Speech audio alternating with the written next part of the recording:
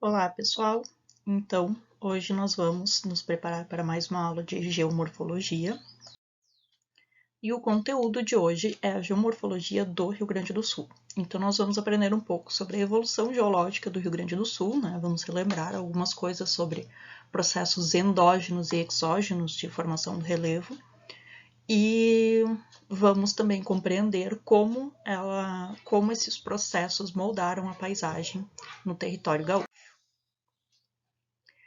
Bom, estava falando em processos endógenos e exógenos, a gente tem que lembrar que o Rio Grande do Sul não está próximo a um limite de placas, né? Então, por que eu falei em processos endógenos formando a paisagem no Rio Grande do Sul? Porque não foi sempre assim, né? Em determinado momento, o Rio Grande do Sul esteve num limite de placa e formou as rochas que formam o seu território. Então, a geomorfologia do Rio Grande do Sul ela é caracterizada por uma zona, né, de relevo mais alto, nesse planalto meridional aqui, né, os relevos mais altos aqui a leste e progressivamente mais baixo para cá, né. Então, nessa ponta aqui do planalto meridional, vários pesquisadores ainda separam, né, essa porção do planalto meridional como uma unidade geomorfológica diferente, porque o desgaste das rochas ali é muito maior. Então, esta unidade geomorfológica aqui dessa ponta oeste do estado seria a Cuesta do Aedo, porque ela faz parte do Planalto Meridional, mas tem características diferentes por causa de um desgaste maior do relevo. Então, tem uma zona central aqui, que é a depressão periférica. O Planalto Meridional são zonas mais altas, e aqui, se vocês repararem, né, são zonas mais altas também, que é o Escudo Sul Rio-Grandense. Escudo é um nome que se usa para rochas antigas. Então, esse escudo sul-rio-grandense é onde se concentram as rochas mais antigas do estado. E entre o escudo sul-rio-grandense, que tem um relevo acentuado, ali até 600 metros de altitude, mais ou menos, e o Planalto Meridional, que pode chegar a 800, 900 metros de altitude, né? Entre essas duas, tem uma área de depressão, né, com um relevo bem mais baixo, ali até 100 metros de altitude em relação ao nível do mar. Então, essa depressão central aqui, né, seria uma porção mais baixa entre as duas regiões mais altas, que é o Planalto Meridional e o Escudo Sul-Rio-Grandense. E, além disso, né, toda essa parte costeira aqui em contato com os processos oceânicos, eles formam uma planície com relevo bem rebaixado mesmo, né, inferior a 100 metros, próximo à costa, ali próximo a zero, né, menos de 10 metros de altitude acima do nível do mar. E essa planície costeira, então, ela ocupa toda essa porção leste do estado aqui, em contato com o Oceano Atlântico. Então, aqui nessa imagem que mostra o relevo, né, nas partes mais avermelhadas são os relevos mais altos. Vocês podem ver que essa região aqui da Serra Gaúcha, né, principalmente a porção leste, nordeste, né, da Serra, a parte norte, mais para leste aqui, tem um relevo mais acentuado, e esse relevo vai se rebaixando em direção ao oeste. Tem uma porção bem mais baixa aqui, ó, um azulado bem mais fraco aqui, que é a depressão periférica. Alguns morros aqui um pouco mais elevados e toda essa região da planície costeira com um relevo bem rebaixado mesmo. Bom, então, agora a gente vai ver uma animação sobre toda a evolução do planeta até onde eles conseguiram reconstituir. Essa animação é do Scotise e ele mostra várias áreas territoriais, né? Várias áreas continentais a partir de 1,5 bilhões de anos, que vão a dança dos continentes, né? Essas áreas, ele chama de áreas cratônicas, que são as rochas mais antigas do mundo, né? Elas vão dançando, né? Aqui onde aparece essa linha azul significa uma zona convergente, né? Então, onde está tendo a colisão das placas, por exemplo, aqui, ó. Uma placa, então, vai se chocar com a outra, né? E as linhas em vermelho aqui são zonas divergentes, né, onde os continentes estão se afastando e está sendo formado um novo oceano. Durante todo esse período aqui, essa dança dos continentes que está aparecendo até agora, o Rio Grande do Sul ainda não existe, o território que hoje é o Rio Grande do Sul ainda não existe. Vocês devem se lembrar, ou talvez não, que cada vez que ocorre uma colisão de placas dessas, as rochas se fundem e sempre são as mais leves, os elementos mais leves que tendem a subir para a superfície. E isso acaba formando essas áreas continentais, sempre as rochas mais leves, acaba formando rochas mais leves, que formam, né, esses cratons, essas áreas que formam a espuma da Terra, que estão sempre sendo movimentadas pelas placas tectônicas. Então, até aqui, o território do Rio Grande do Sul não existia. O que existia aqui era o cráton do Rio de la Plata, aqui, né, no que é hoje o continente sul-americano, né, o sul do continente sul-americano. E aqui do outro lado tinha o cráton Kalahari, que é o correspondente ao sul da África do Sul. A partir desse momento aqui, né, aqui está tendo uma abertura de continentes, que é o Oceano Adamastor. E a partir daqui, mais ou menos desse momento, esse oceano aqui, que é o Oceano Adamastor, ele começa a se fechar, ó, tá vendo? Tem uma zona convergente aqui, outra zona convergente aqui, e o oceano está sendo estrangulado, fechado.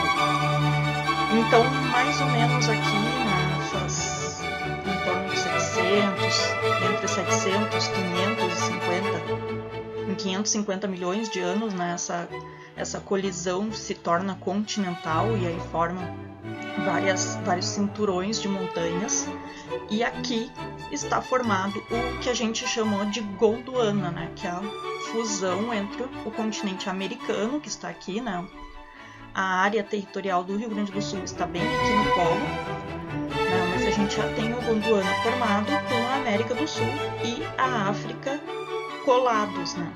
E aí, a partir daqui, está tendo um movimento só desse continente para fora do Polo Sul. E aí a gente vai conseguir visualizar aqui, né, a área territorial da América do Sul, o Rio Grande do Sul aqui embaixo, e a área territorial da África aqui, né, tendo esse movimento um pouco para o norte. Então, essa colisão continental que acontece aqui, que forma o Gondwana, é o que deu origem ao território que hoje a gente conhece como território gaúcho, né? Então, ali, aquele fechamento do Oceano Adamastor que eu estava falando, ali formou uma área continental, né? Um cinturão de montanhas continental, que hoje é ali aproximadamente por Porto Alegre, né? Inclui as rochas de Porto Alegre, né? E depois, lá em 550 milhões de anos, quando se forma mesmo Gondwana, se forma o cinturão de montanhas mais expressivo, porque aí é uma colisão de placa continental com placa continental, estilo Himalaia, né? Então vocês podem imaginar que formou um cinturão de montanhas bem expressivo. E esse supercontinente Gondwana, ele permaneceu ativo, né? Ele permaneceu unido por muito tempo, por muitos milhões de anos, né? Então, esse relevo foi sendo desgastado e hoje essa porção do relevo é o Rio Grande do Sul.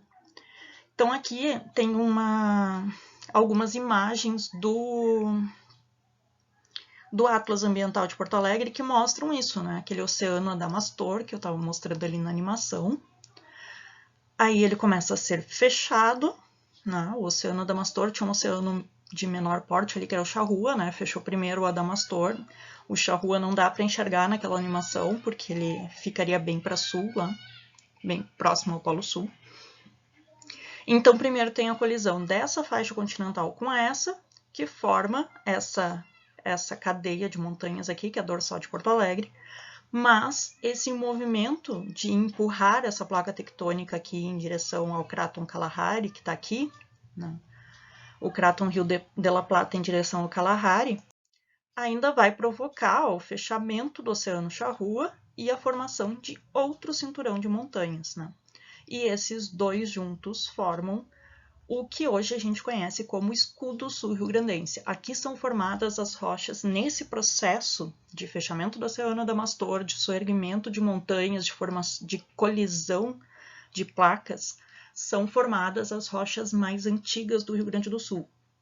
Então, nesse momento de tensão, tem rochas magmáticas sendo formadas, rochas metamórficas, né, por causa da pressão e da temperatura envolvida nesse processo.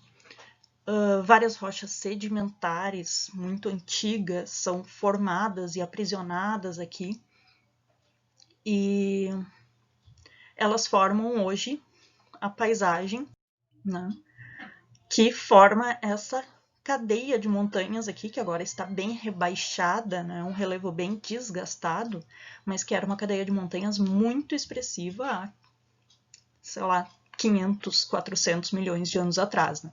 Então ela já está sob um processo erosivo durante muito tempo e por isso está bem rebaixado, assim. Mas é nessa região, então, do escudo rio-grandense, essa paisagem aqui, né, essas montanhas um pouco mais rebaixadas, onde acontece, vocês podem ver o relevo bem desgastado, né, tem algumas rochas sedimentares aqui, ó, dá para ver, ó, tudo isso aqui foi erodido já, né, e sobraram alguns morros testemunhos aqui, né, dessa paisagem, nesse caso aqui de rochas sedimentares, né, mas tem rochas graníticas, rochas metamórficas, magmáticas, as ocorrências de metais, minerais, né, como cobre. Essa aqui é uma mina de cobre famosa que existe em Caçapava do Sul, são as minas do Camaquã. Ocorrência de ouro, como em Lavras, ocorrências diversas aí de metais que ocorrem no Rio Grande do Sul estão concentradas nessa porção aqui do escudo sul-rio-grandense. E até bem interessante que o rio Camaquã, por exemplo, que cruza o escudo sul-rio-grandense, ele tem uma grande diversidade de materiais diferentes na carga sedimentar do rio. Então, o próprio rio é utilizado muitas vezes para a extração de rochas, de rochas ornamentais, para jardim e tudo mais, por causa dessa diversidade, né? Por causa dessa quantidade de rochas diferentes e características diferentes que são carregadas pelo rio. Bom, então, como eu dizia, a partir do momento da formação desse supercontinente Gondwana, aquela cadeia de montanhas que se forma e fica nessa zona central desse supercontinente, ela permanece ativa por bastante tempo, sofrendo vários processos endógenos de exposição aos processos de erosão, intemperismo, erosão e deposição. Né? Então, durante todo esse tempo aqui que o supercontinente Gondwana está formado, estão ocorrendo vários processos, né? E aqui, por exemplo, né, está essa parte central do Rio Grande do Sul, ela está muito próximo ao Polo Sul aqui, né? Então ocorre formações de rochas glaciais, né? E a partir daqui, quando esse supercontinente começa a migrar um pouco mais em direção à linha do Equador e o clima fica um pouco mais ameno, se formam grandes florestas, né? Que são a origem do carvão que existe no Rio Grande do Sul. Em seguida, aqui nesse momento também, o clima começa a se tornar um pouco árido, né, porque está numa zona central de uma placa enorme, né, com cadeias de montanhas sendo formadas nas bordas, então a umidade não chega nessa zona central do continente e acaba formando um clima árido, tem aquelas lagoas efêmeras. Né. Essas lagoas efêmeras, lá por 230 milhões de anos, quando o continente ainda estava unido, né, essas lagoas efêmeras, elas registram a maior parte dos fósseis que existem no Rio Grande do Sul. São vários fósseis répteis pré-dinossauros, né? São fósseis que deram origem à megafauna, à espécie dos dinossauros depois, né? A evolução dos dinossauros depois. Então, existem várias ocorrências aqui de répteis e é desse período, né, que o supercontinente estava unido, tinha um clima semiárido, então toda a vida se concentrava em volta dessas lagoas, e quando chovia, essas lagoas enchiam e soterravam, né?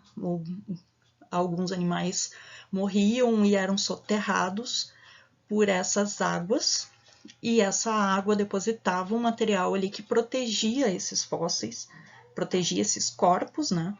Da degradação, da ação de micro-organismos, e eles ficaram preservados, né, na forma de fósseis, que são encontrados principalmente, né, na região de Santa Maria. Aí depois ainda, né, com a colisão aqui com a parte europeia, norte-americana aqui, que é o continente Laurásia, né, Gondwana com Laurásia juntos, eles acabaram formando um supercontinente, um megacontinente, na verdade, né? Um continente único, com um oceano único. E nesse período aí o clima ficou definitivamente árido, né? E o clima definitivamente árido tinha desertos aqui dentro, né? Então as lagoas foram substituídas por desertos. Todo o período Jurássico, que tem muitos fósseis aqui em cima, no Rio Grande do Sul não aparecem fósseis de dinossauros justamente porque aqui era um grande deserto e só o que a gente encontra são dunas. Dunas que são ótimas, né? A areia eólica, ela é bem selecionada, ela tem uma porosidade e uma permeabilidade ótimas quando viram rocha. Então essas paleodunas, né, desse super deserto, elas viraram ótimos aquíferos. E esses aquíferos são usados em várias porções do Rio Grande do Sul, inclusive nos aquíferos profundos da Serra Geral. E aí, depois desse super deserto, o que começou foi o início de uma ruptura aqui. Mas vamos ver um pouquinho de tudo isso que aconteceu aqui, que eu mostrei na evolução desse vídeo. A gente vai ver o que acabou se formando, né? Qual é a paisagem que reflete esse período no Rio Grande do Sul. Neste slide, nós temos outra animação do Scotese que ele elaborou justamente para mostrar o Brasil, o Rio Grande do Sul, né? Só atentem que esse vídeo ele foi feito com a ordem contrária, como se a gente estivesse voltando no tempo, tá? Então, ele começa imediatamente antes da ruptura do continente, tá? E aí eu vou mostrar agora de trás para frente o que aconteceu. Então, aqui é um pouco antes da ruptura, ele está marcando aqui o Rio de Janeiro, porque foi o objetivo dele na construção do vídeo. Mas esse vídeo tem a vantagem de mostrar o que acontece sobre a perspectiva da América do Sul. Então, imediatamente antes da ruptura, aqui era um ambiente árido, um grande deserto, né? Então, todo o Jurássico aqui, que é o período dos dinossauros, nós não temos fósseis de dinossauros por causa desse grande deserto. Um pouquinho antes, no Triássico, a gente tinha lagoas e também um ambiente árido, mas isso favoreceu a preservação, né? Vocês podem ver aqui, ó, tem mais verde, né? Então, isso favoreceu a preservação desses fósseis. Aqui a gente já tinha, né, um ambiente com muito mais florestas, e aqui, nesse período aqui do Permiano para o Carbonífero, a gente está numa geleira. O Polo Sul está aqui, então a gente está muito próximo do Polo Sul. E a gente tem registros aqui, né, de rochas glaciais, né, morainas e aquelas características todas que a gente viu lá. Então, no Carbonífero também, que é caracterizado pela ocorrência de rochas de carvão na América do Norte, para nós aqui não tinha carvão, nosso carvão veio um pouquinho depois, porque nesse período nós estávamos numa glaciação, e estávamos no Polo Sul, então uma glaciação, e depois, quando o continente passou a ter um ambiente mais úmido, as florestas tomaram conta, né, viraram nosso carvão, depois o ambiente se tornou um pouquinho mais árido, e aí tem uma ocorrência de arenitos e rochas mais finas, né, de lagoas, porque as lagoas eram efêmeras, com conteúdo fossilífero. E depois a gente tem um grande deserto recobrindo essa área, né, que é o deserto Botucatu, que são as rochas, né, basicamente só arenitos, que estão imediatamente, né, abaixo, que estão imediatamente abaixo dos basaltos da Serra Geral.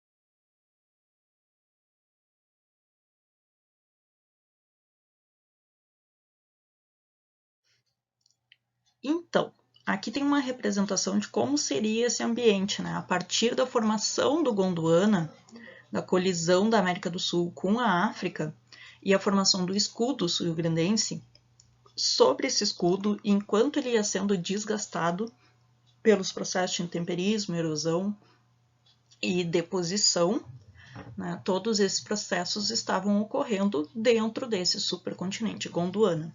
Né? Então, teve um período que o supercontinente estava no Polo Sul, então teve um ambiente glacial, né, com geleiras tomando conta do estado.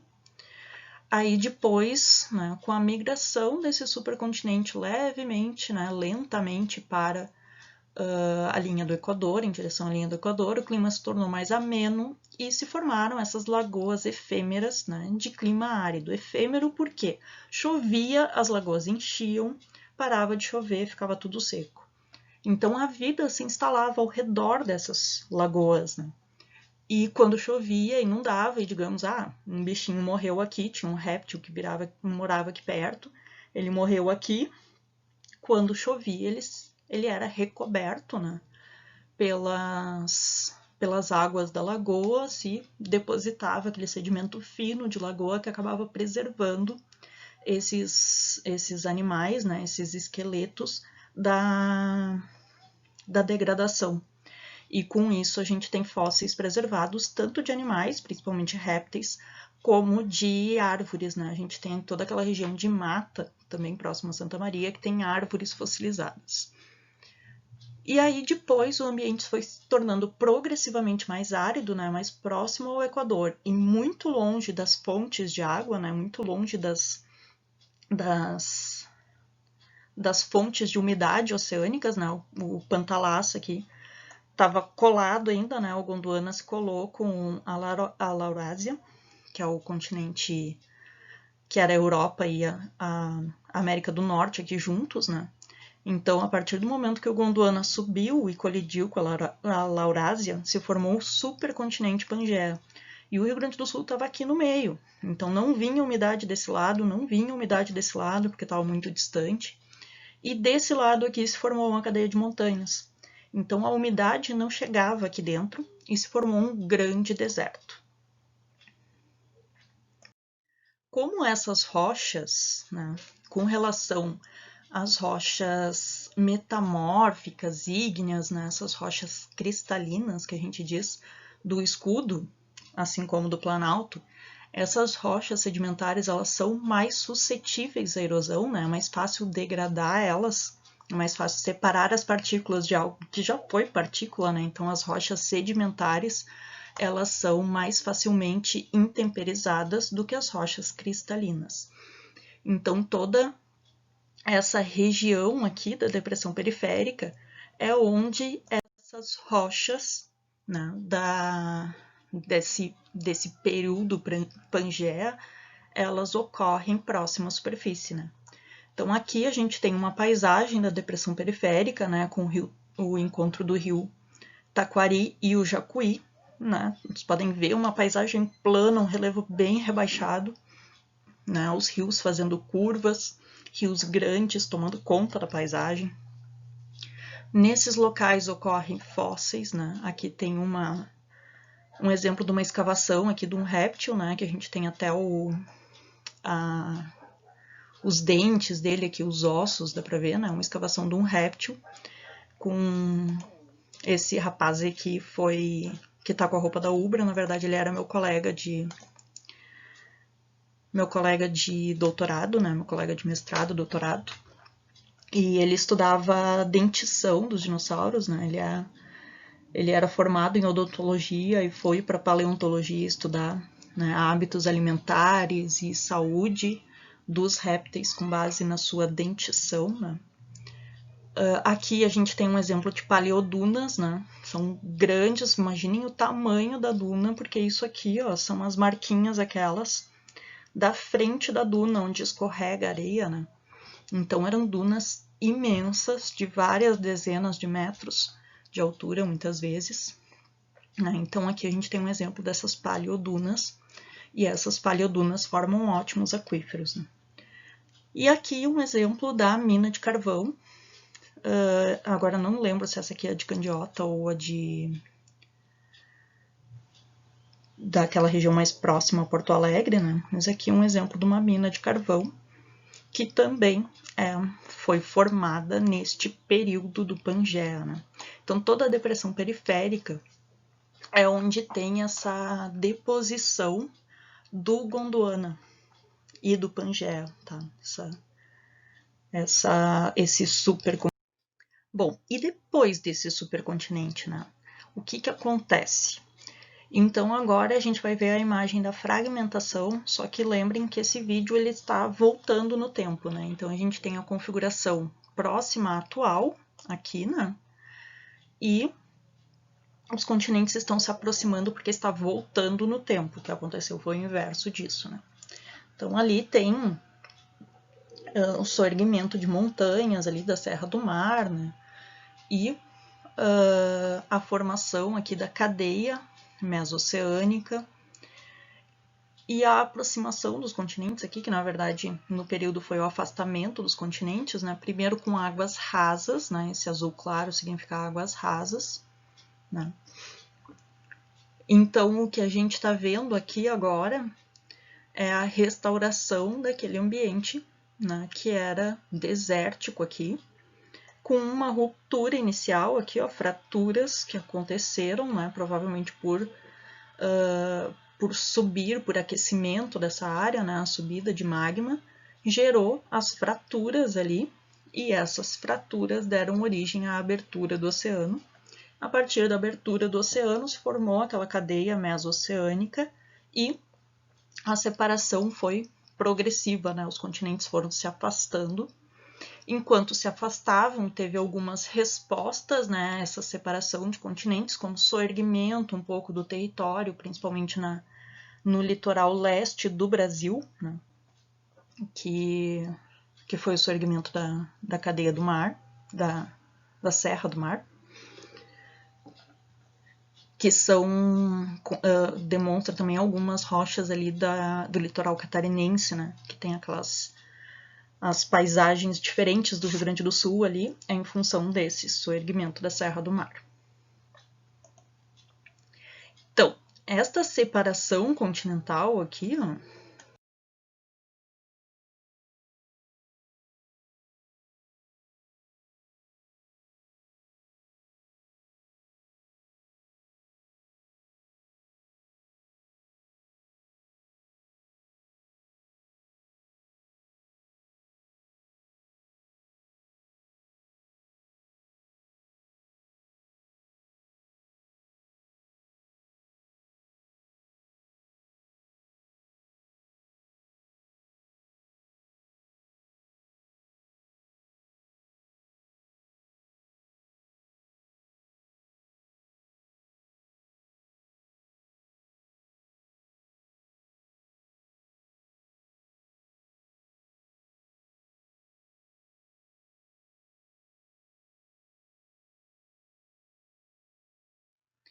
ela,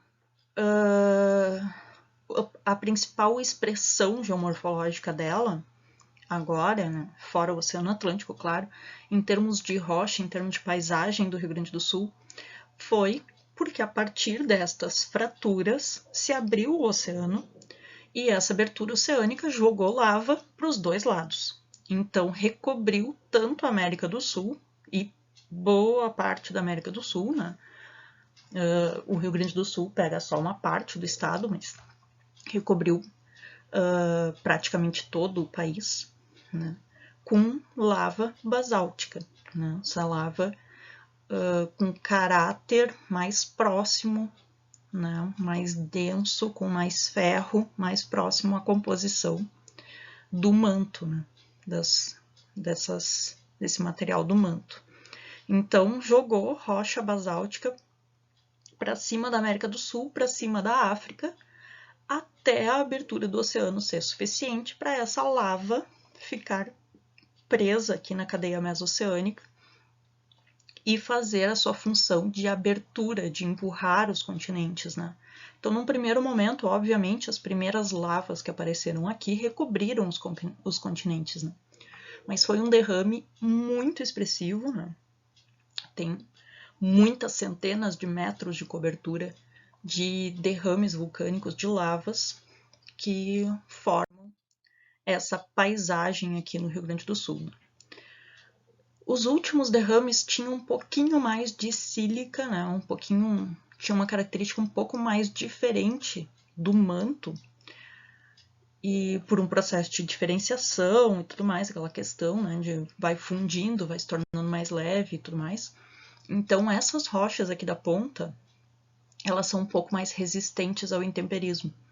Então, onde tinha fratura, os rios encaixaram e ficaram ali formando os cânions, né? Então, essa área toda é mais elevada, está muito próxima do litoral, né? Então, tem uma diferença aqui, o perfil de equilíbrio do rio, ele é muito acentuado, né?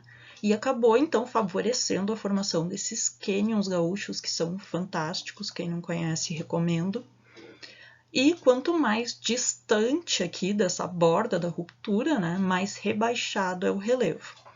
Até aqui no Planalto Meridional, então toda essa faixa aqui, mais alto aqui, vai rebaixando, rebaixando, rebaixando, até que chega um ponto aqui, bem no extremo oeste, que o relevo já está tão rebaixado, né, já formando aqueles pampas gaúchos, tá de certa forma próximo ao relevo da depressão periférica, né, só mais ondulado, e esse relevo é chamado de Cuestas de Aedo, tá? Mas é também, né, uma subdivisão desse planalto meridional, que é a Serra Gaúcha, né? Serra Gaúcha é um termo que se tradicionalizou, mas não é uma serra de verdade, né? Porque a palavra serra se usa para aquele relevo montanhoso que tem subidas e descidas acentuadas, assim, né, que formam os dentes, como os dentes de uma serra. Então, o nome mais correto para essa paisagem é planalto, porque ele é uma região elevada, tu sobe até chegar nessa região, lá em cima o relevo é ondulado, mas ele não tem essa característica de serra, né? Ele tem uma grande subida e aqui em cima é um platô, um planalto. Então, como eu disse, né, aqui é a região dos cânions. Para disponibilizar para vocês, eu vou corrigir aqui a legenda, tá? A região dos cânions, então, onde a água adotou um caminho preferencial, né, pelas fraturas da rocha, porque era muito difícil intemperizar essa rocha. Então, acabou formando, né, o perfil de equilíbrio muito acentuado, com uma rocha difícil de intemperizar. Então, acabou formando canais preferenciais que formou os cânions gaúchos. Aqui um exemplo também da imagem de Torres, ó, que tem o basalto aqui em cima, né, essa rocha cinzentada aqui, toda fraturada, é o basalto.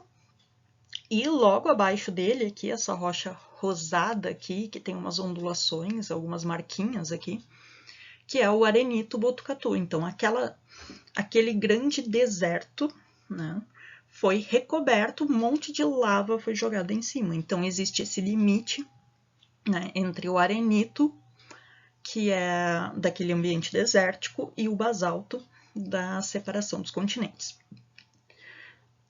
Na Serra, por exemplo, na região da Serra Gaúcha, o Planalto Meridional, nós temos a exploração tanto dos aquíferos fraturados, aqui a água que fica armazenada nas fraturas do basalto, quanto poços profundos que vêm até esse arenito aqui. As águas termais, por exemplo, em geral, são poços que são perfuradas toda a camada de basalto até chegar nesse arenito. Por vezes, esse arenito, a água desse arenito está até sob pressão ali, a água jorra, né? Então, porque aqui, né, quando a lava quente passou por cima dessa areia, ela queima a areia, né? Ela vai meio que fundir a areia. Então, formou uma camada aqui impermeável que protege essa água. Então, esse arenito aqui, em geral, o arenito, né, abaixo do basalto, ele tem características, né, de qualidade melhores do que a água do basalto. Outra coisa que ocorreu também, né, em fraturas, em bolhas de ar que ficam dentro dessa lava, né, se formaram algumas ocorrências minerais, como os geodos, né, que ocorrem tanto em Ametista, que é bem no norte do estado, como em Quaraí, que é lá no limite oeste do estado, né, lá na região da Cuesta de Aedo, e não se sabe ainda muito bem qual é a origem dessa ametista, né? São fluidos que passaram, que atravessaram a rocha, encontraram aqueles espaços, né, essas bolhas de ar lá dentro, e foram formando esses geodos. Né? Só que existem ainda muitos estudos sobre por que só nessas duas regiões acontecem as ametistas, né? Por que não acontecem em outros lugares do estado? Então ainda tem muitos estudos com relação a estas ocorrências.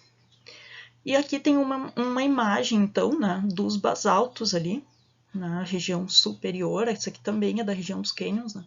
Essa região superior aqui, esse planalto, com um grande degrau, né? E logo aqui abaixo a planície costeira. Então, após a abertura do Oceano Atlântico, o que acontece? Abriu o Oceano Atlântico, né? Toda a região continental está sob a ação do intemperismo, da erosão, e a região costeira está sob a ação do Oceano Atlântico, né? E ao longo desse tempo todo que o Oceano Atlântico está agindo na costa do Rio Grande do Sul, houve várias flutuações do nível do mar, né? Aberturas e fechamentos não. Períodos de temperatura mais quente ou menor, mais quente, mais frio. Então, tem várias variações de temperatura que ocorrem, que variam o nível dos oceanos. E, embora hajam muitos estudos, não existe uma animação do Rio Grande do Sul mostrando o processo de formação da planície costeira. Seria muito interessante se tivesse. Mas eu vou mostrar uma animação aqui, que é a das ilhas, as ilhas do Canal, as ilhas anglo-normanas, que ficam bem no sul do Reino Unido, né? Faz parte do Reino Unido. E foi esse mesmo processo aqui que aconteceu no litoral do Rio Grande do Sul, né?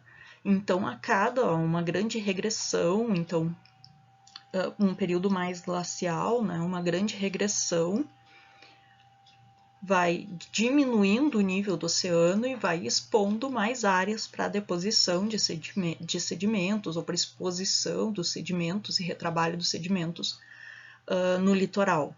E aí o nível do mar sobe de novo e ocupa uma parte, cobre uma parte desses sedimentos.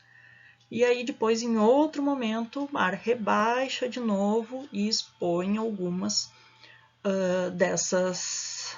Ó, o mar rebaixa de novo e expõe esses sedimentos novamente. Então, tem uma sucessão dessas subidas e descidas do nível do mar que acaba formando, aqui no caso das ilhas, aqui, que acaba formando uma barreira, né, em torno das ilhas, que também aconteceu no litoral do Rio Grande do Sul. Né? Então, essa parte aqui foi formando essas barreiras, e essas barreiras também foram formadas no Rio Grande do Sul. Então, essa aqui é a história dos terraços, ó, tá mostrando exatamente o que aconteceu no Rio Grande do Sul. Então, tem um nível do mar mais elevado, se forma um terraço, pela ação das ondas, formação de dunas, se forma um terraço. Aí, o nível do mar rebaixa, forma um terraço aqui onde estabilizou. Aí, o nível do mar sobe de novo, forma outro terraço, ou rebaixa mais um pouco, forma outro terraço. E depois ele sobe e forma outro terraço. Então, no Rio Grande do Sul, tem pelo menos 4 terraços identificados, né?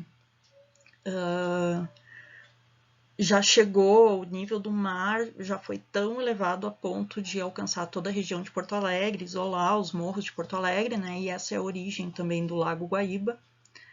E, assim, do nível de Porto Alegre, toda aquela região litorânea ali, ela é uma sucessão desses terraços, né? Desses degraus, de areia, basicamente formados por areia, que formaram essa paisagem do litoral.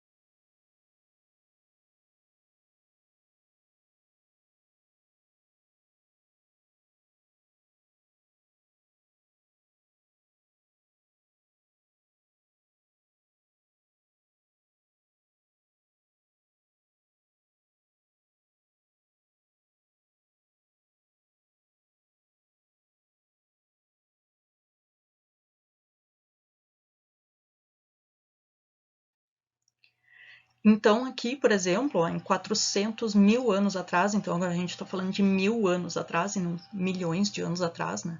400 mil anos atrás, né? Antes de 400 mil anos atrás, o nível do mar estava muito rebaixado, então a linha de costa estava distante, os rios iam até o oceano, beleza.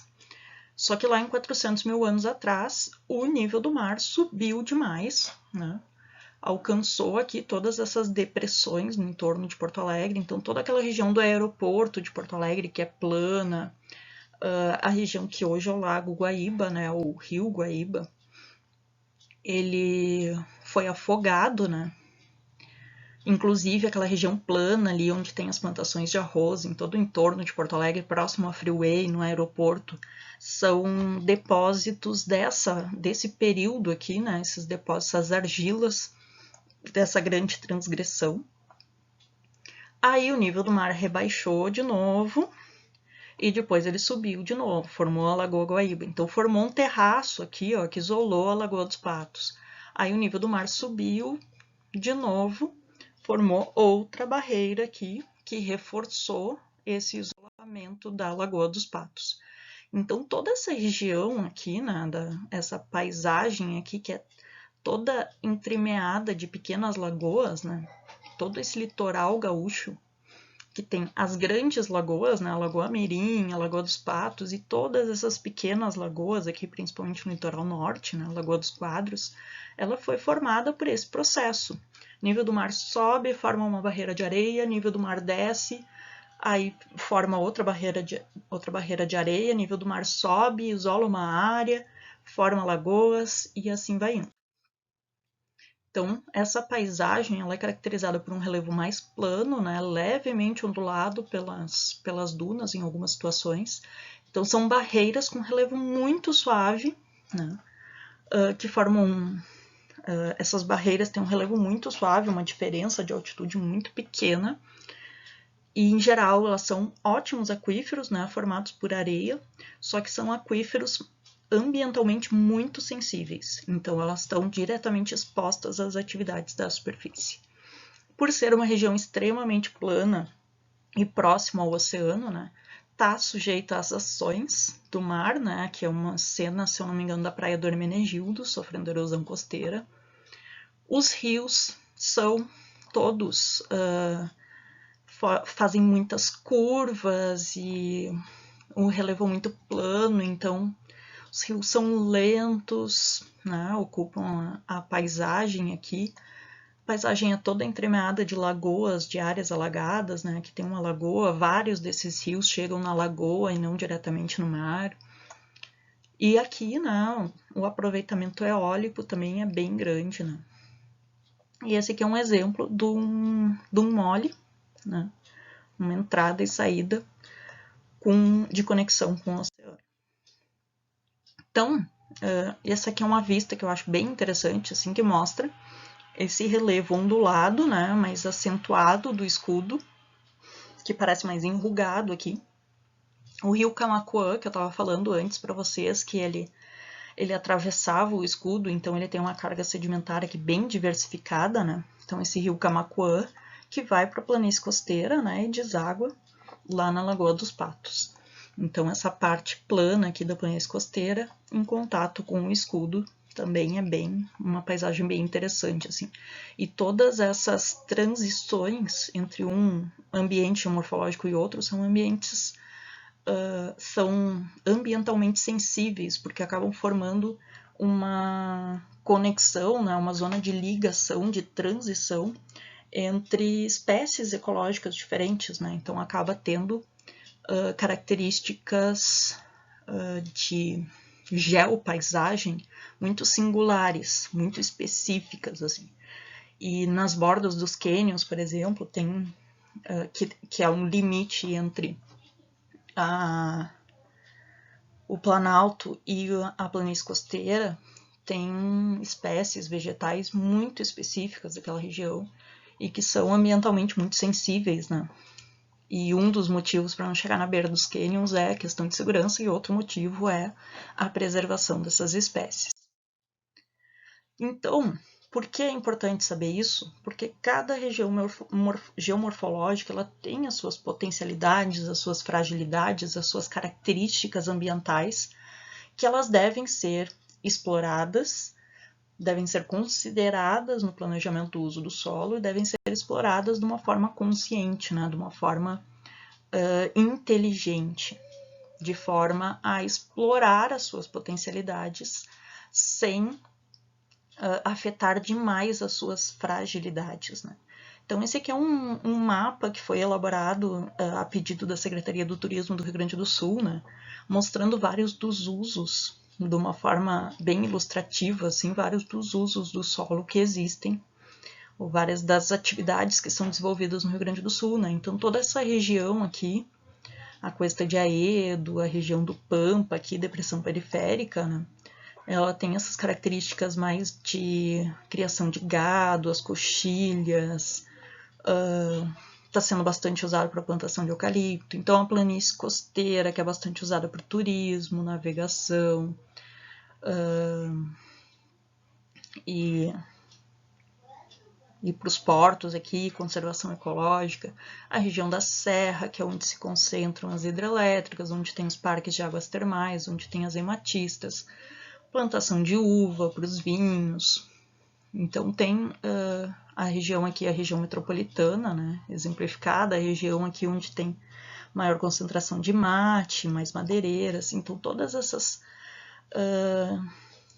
características, o uso do solo, ele tenta explorar as potencialidades dessas áreas, mas a gente deve explorar essas potencialidades de uma forma consciente, né, para que a gente não prejudique nessas regiões. Eu, particularmente, por exemplo, eu acho extremamente temerário, e vários professores meus de geologia dizem o mesmo, né? Não estou falando aqui politicamente, mas extrair carvão em qualquer zona aqui próxima à zona costeira é muito temerário, né? Tem reservas aqui, o carvão de melhor qualidade do Rio Grande do Sul, ele está aqui na região, na planície costeira, mas nunca foi explorado porque é uma região ambientalmente muito sensível, né? E ao lado aqui do planície costeira, que seria o caso ali das minas do Guaíba ali, é igualmente temerário, né? Então, só um comentário, assim, de considerar as fragilidades ambientais, né? Aqui na beira da planície costeira, sabendo que aqui os aquíferos não são protegidos, que essa água vai atravessar toda a planície costeira, né? Qualquer rejeito aqui da mina vai atravessar praticamente toda a planície costeira, afetar toda uma população. Eu acho isso bem temerário. Então, essas questões elas devem ser consideradas no planejamento. Por hoje era isso, gente. Espero ter esclarecido. Qualquer dúvida, falem comigo. E a gente tem alguns exercícios agora para